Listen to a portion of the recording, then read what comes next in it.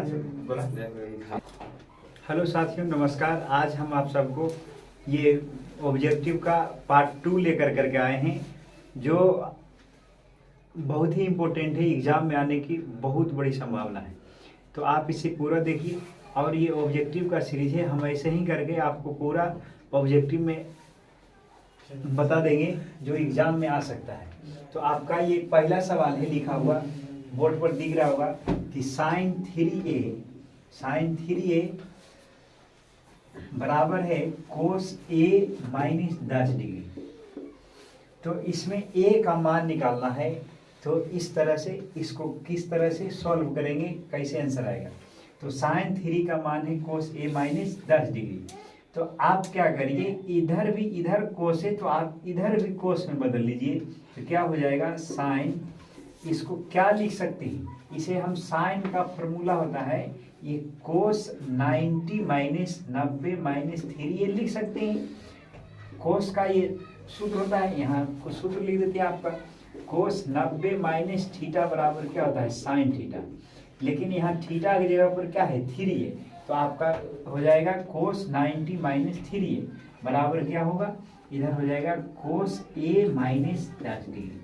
आप क्या देख रहे हैं, कोस इधर भी है, कोस इधर भी है। तो कोस से कोस खत्म हो जाएगा, तो बचेगा 90 माइनस 3 है इक्वल टू ए माइनस 10। जब ये इधर आएगा ये हो जाएगा 90 और प्लस 10 बराबर क्या, इधर उधर जाएगा, ये हो जाएगा 4 है, जुट जाएगा। तो 90 में 10 जुटेगा, यह जाएगा 100 बराबर 4 है। और यहाँ से ए से जब ये कटेगा यह जाएगा 25, ए का मान क्या आएगा, 25 डिग्री। इसका सही जवाब है 25 डिग्री। आप समझ गए होंगे इसका क्या होगा, 25 डिग्री। एक बार पुनः समझिए, ये साइन 3a का फॉर्मूला लगा देते हैं, कोस 90 माइनस 3a, और इधर कोस में चेंज ही था। आप क्या करेंगे, अब कोस कोस दोनों बगल रहेगा तो वो हट जाएगा। जब हट जाएगा तो 90 माइनस 3 बराबर ए माइनस 10 डिग्री, 90 प्लस 10 बराबर 4 है, तो 100 बराबर हो जाएगा। तो ए का मान क्या आएगा, 25 डिग्री आएगा। 25 डिग्री लाइए। अगला सवाल देखेंगे अब दूसरा नंबर में माध्य सवाल है। क्वेश्चन है आपका कि 2 5 2 है, 5 है और 8 है, 3 है और 8 है, इसका माध्यक निकालना है। माध्यक क्या होगा, तो माध्यक निकालने का क्या सूत्र होता है, माध्यक बराबर क्या होता है, माध्य नहीं माध्यक। माध्यक निकालने के लिए सबसे पहले आपको आरोही क्रम में या अवरोही क्रम में लिखना होता है नहीं। तो सबसे पहले आप आरोही क्रम में इसको सजा दीजिए। आरोही माने होता है बढ़ते क्रम या घटते क्रम। आरोही क्रम में सजाने पर, सजाइए इसको, सजाने पर। तो आरोही क्रम में जब सजाएंगे तो हो जाएगा 2 5 8 सजाना है आरोही क्रम में, मतलब बढ़ते क्रम में। तो सबसे पहले 2 लिखाएगा, फिर 5 लिखाएगा, फिर 3 भैया, फिर 3 लिखाएगा, फिर 8 लिखाएगा और फिर 8 लिखाएगा। जब आप इसको आरोही क्रम में लिख दिए तो क्या होगा, अब आप क्या करिए कि इसको देख लीजिए n बराबर कितना है। n का मान यहाँ क्या है, 5 है। क्या है, 5 है। तो n का मान जब विषम संख्या आ जाए, n जब क्या हो जाए, विषम संख्या, तो आप क्या करेंगे, इसमें n प्लस 1 में 2 जोड़ करके भागा दे देना है, और वो पद जो आएगा वही माध्यक कहलाएगा। वही क्या कहलाएगा, माध्यक। तो यहाँ क्या है, माध्यक नहीं निकालना है। तो n का मान 5 आया, तो n का मान जब 1 रखेंगे तो 5 और 1 6/2, यानी कि तीसरा पद जो आएगा, तीसरा पद वही माध्यक है। तो आपका माध्यक यहाँ कौन हो जाएगा, आपका माध्यक हो जाएगा, माध्यक बराबर तीसरा पद जो है, तीसरा पद कितना है, 5। अगर इस तरह से नहीं बनाते हैं तो आपको इधर से एक काट दीजिए, एक इधर से काट दीजिए, एक इधर से काट दीजिए, एक इधर से काट दीजिए, जो बीच में बच गया वही आपका क्या है, माध्यक है। आप बताइए समझ में आया कि नहीं आया। अब अगला सवाल में चलते हैं। अगला सवाल जो है आपका बहुलक निकालने का। बहुलक मतलब मोड बताना है। मोड का अर्थ होता है बहुलक जो सबसे अधिक बार आया है, बहुलक निकालना है। अगला सवाल,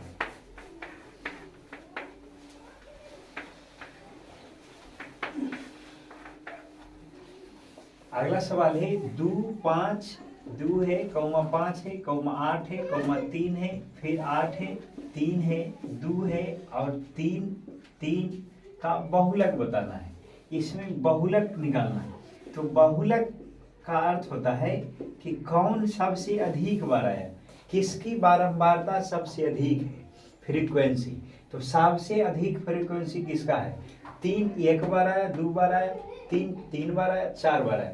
तो आप यहाँ देख रहे हैं कि सबसे अधिक बारंबारता किसका है, किसका बारंबारता सबसे अधिक होगा? सबसे अधिक बारंबारता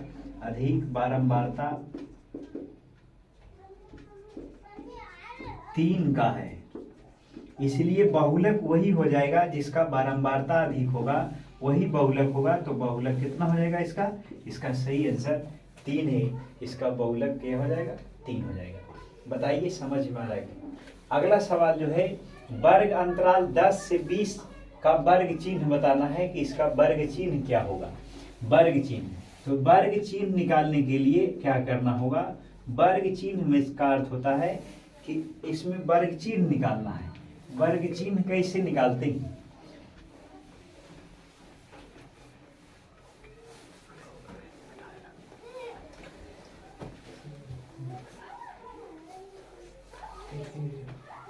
रोकिए, कर दिया ना? हाँ।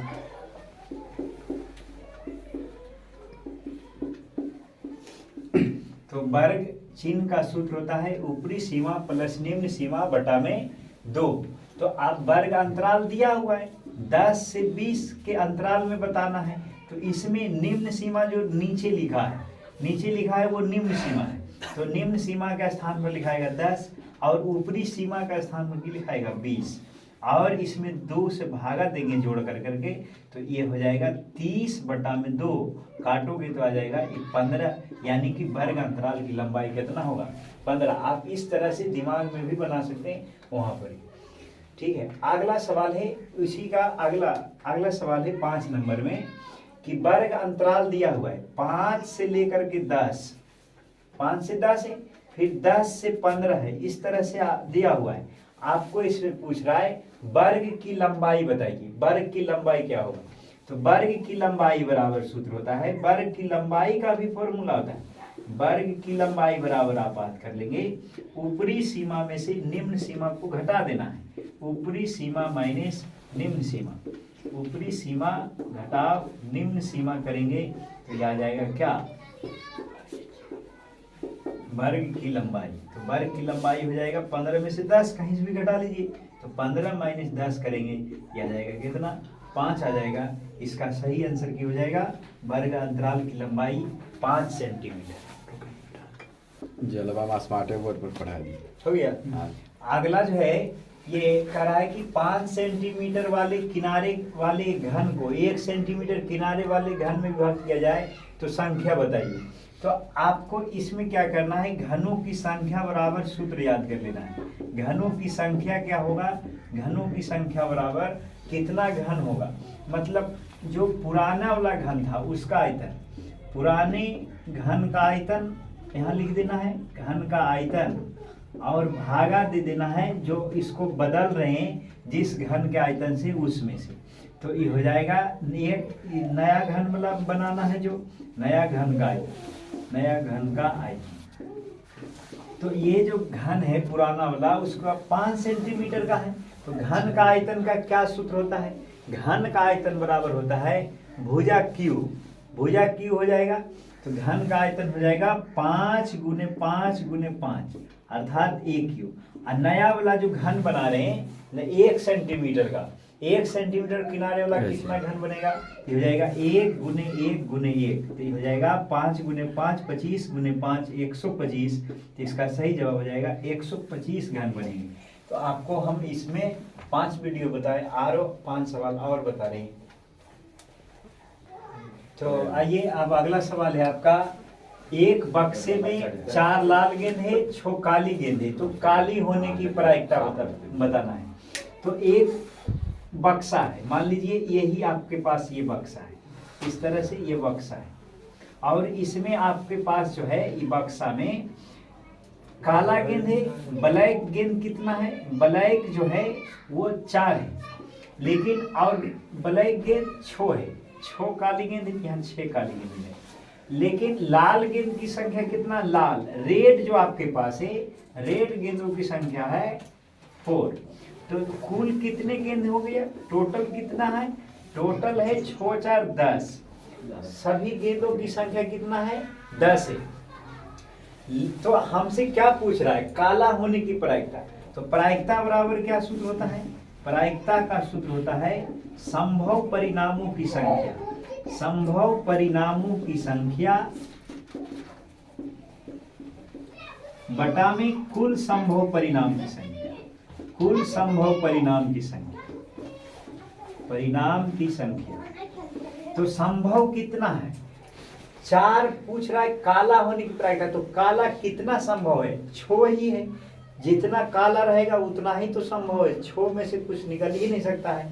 तो यहाँ हो जाएगा संभव परिणाम 6 है, लेकिन टोटल नीचे लिखना है कुल संभव कितना निकल सकता है। तो यहाँ हो जाएगा 6 बटा में 10, ये कट जाएगा 2 से, तो 2 तिया 6 और 2 बचे 10, तो ये आएगा 3 बटा 5। इसका आंसर है कि काला होने की प्रायिकता पूछेगा तो 3 बटा 5 है।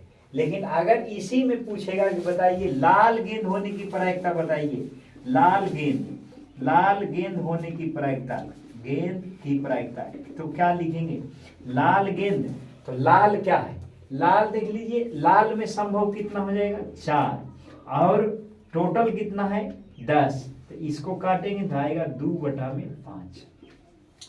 अब यहां से आपको ध्यान देना है कि ये होता है होने की प्रायिकता, प्रोबेबिलिटी ऑफ इवेंट, और ये पीई डैश और पी दोनों मिलाकर मतलब होने की प्रायिकता और नहीं होने की प्रायिकता दोनों मिलाकर करके 1 के बराबर होता है।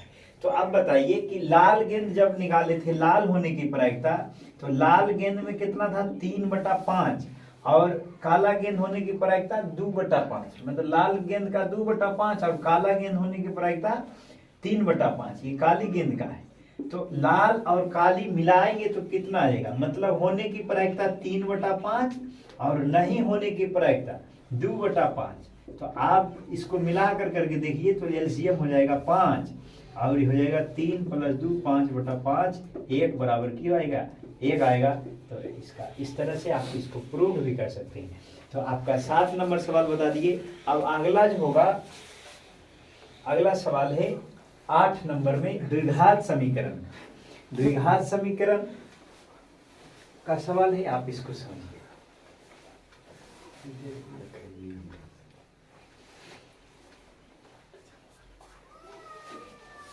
8 नंबर है, लिखा हुआ है 3x² - 5x + p बराबर 0 है।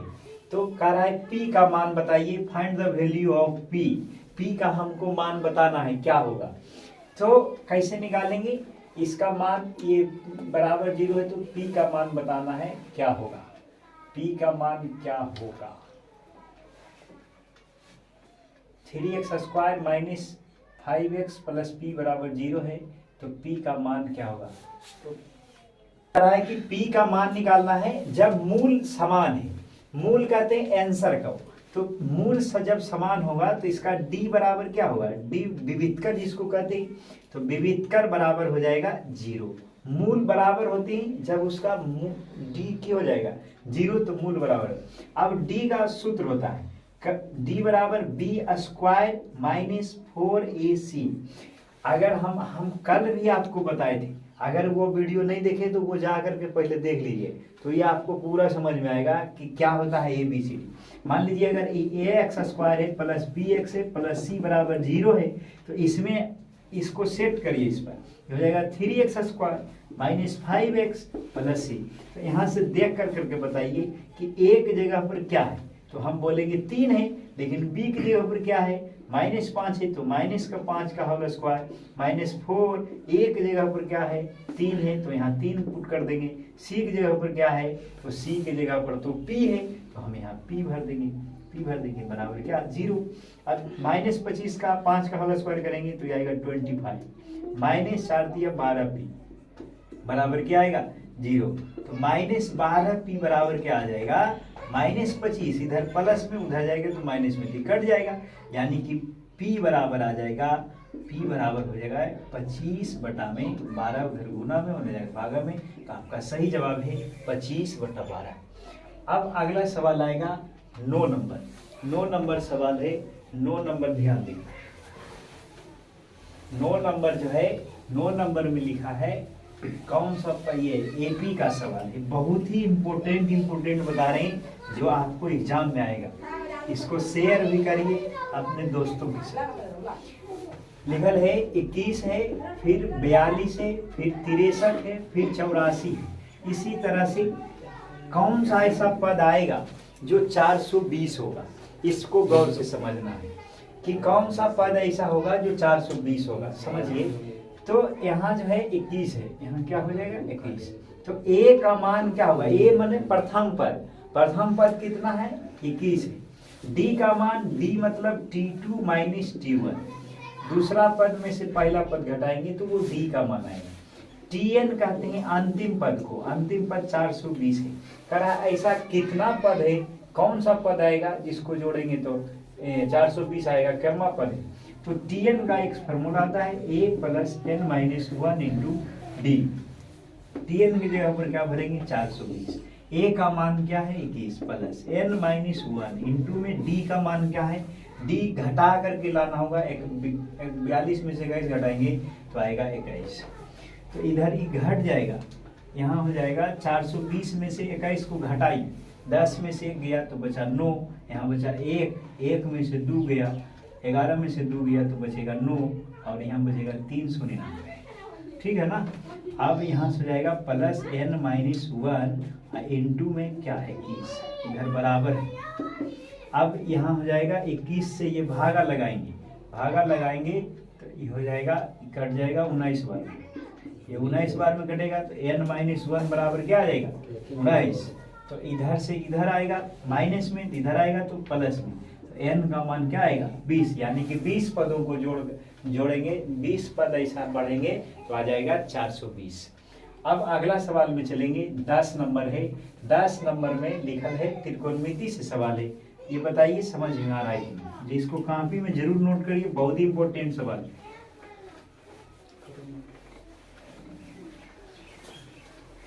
अगला सवाल है आपका 4 tan थीटा। 4 tan थीटा बराबर 5 है। तो आप यहाँ से पहले tan थीटा निकाल लीजिए। tan थीटा क्या है, tan थीटा बराबर हो जाएगा 5/4। अब आपसे पूछ रहा है कि इतना जब दिया हुआ है तो बताइए 5 cos theta minus 3 sin theta, अब बटा में cos theta plus 2 sin theta का मान बताइए। आप इसमें क्या करिए कि जब 10 दिया है तो आप इसको 10 में बदलने का पहले कोशिश करिए। तो जब इसमें हम क्या करेंगे कि इसमें cos से भागा कर देते हैं, अंश और हर में cos से भागा कर रहे हैं, उसमें कर रहे हैं अंश तथा हर में, अंश हर में cos थीटा से भाग करने, भाग कर रहे हैं, करने पर करिए। जब इसमें भागा करेंगे cos थीटा से, तो cos से cos खत्म हो जाएगा तो केवल 5 बचेगा ना, यहाँ रहेगा cos थीटा। फिर इसमें भी cos थीटा से भागा करेंगे तो ये हो जाएगा 3 या sin थीटा बटा cos थीटा की हो जाएगा tan थीटा, ये हो जाएगा 3 tan थीटा बटा में, इसमें भी भागा करेंगे ये हो जाएगा cos थीटा बटा में cos थीटा करेंगे तो ये फिर 1 हो जाएगा, और प्लस 2 sin थीटा बटा में cos थीटा करेंगे ये हो जाएगा 2 sin, अब भागा देंगे इसमें cos थीटा से, इसमें cos थीटा से भागा देंगे तो ये 1 आ जाएगा, और इसमें जब भागा देंगे ये हो जाएगा 2 tan थीटा, ये हो जाएगा 2 tan थीटा। अब क्या है, ये 5 है, अब माइनस 3 tan थीटा का मान हम जानते हैं, निकाल चुके हैं पहले से, ये हो जाएगा 5/4, यहाँ हो जाएगा 5/4 बटा में 1 प्लस 2 tan थीटा का भी मान हम जानते हैं 5/4, यहाँ 3 से गुना था तो यहाँ 3 से गुना करा दीजिए, और इसमें 2 से गुना है। tan थीटा का मान कितना है, tan थीटा का मान 5/4 है, यहाँ 5/4 हो जाएगा। अब इसको काट सकते हैं, ये हो जाएगा 5/2। अब इसको सॉल्व करिए, हम यहाँ देखिए सॉल्व कर लेते हैं, ये हो जाएगा 5 - 15/4 है, फिर बटा में 1 प्लस 5/2 है, तो इसका एलसीएम लेंगे, इसका जब एलसीएम लेंगे तो क्या हो जाएगा, ऊपर एलसीएम 4 तो हो जाएगा 5 चौक 20 माइनस 15 बटा में नीचे एलसीएम 2 तो हो जाएगा 2 प्लस 5। तो अब क्या करेंगे, अब इसको हल करिए तो 20 में से 5 15 गया तो 5 बटा में 4 नीचे 7 बटा में 2। अब इसको इससे गुना कराते हैं, इसको इससे कराते हैं, ये हो जाएगा 10 बटा में 7 चौक 28। इसको और काट सकते हैं, हो जाएगा 5 बटा में 14। यही आपका आंसर है 5 बटा में 14। तो एक सवाल और रह गया, एक सवाल और बताते हैं, ध्यान से समझ, फिर से इसको समझा देते हैं। सबसे पहले 4 tan थीटा बराबर 5 है तो इतना का मान इतना होगा, फिर दोनों से गुना भागा कर देंगे तो उसके बाद आंसर आ जाएगा। अगला सवाल है,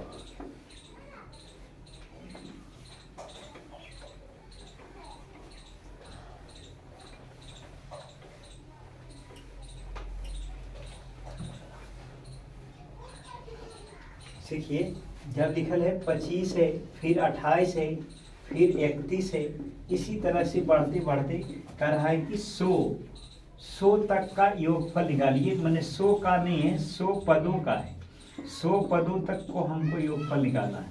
100 पदों तक, यहाँ पदों छूटा हुआ है, 100 पदों तक का योगफल निकालना है, पदों तक जोड़ना है। कि मतलब अगर इस सीरीज में बढ़ रहा है तो इसका क्या होगा, इसको जोड़ेंगे तो क्या आंसर आएगा। तो ए का मान आपको पहचानना होगा। ए क्या है, ए 25 और डी कितना है, डी निकालेंगे 28 में से 25 घटा के तो कितना आएगा, डी का आएगा 3। तो अब एस एन का एक सूत्र होता है, एस एन बराबर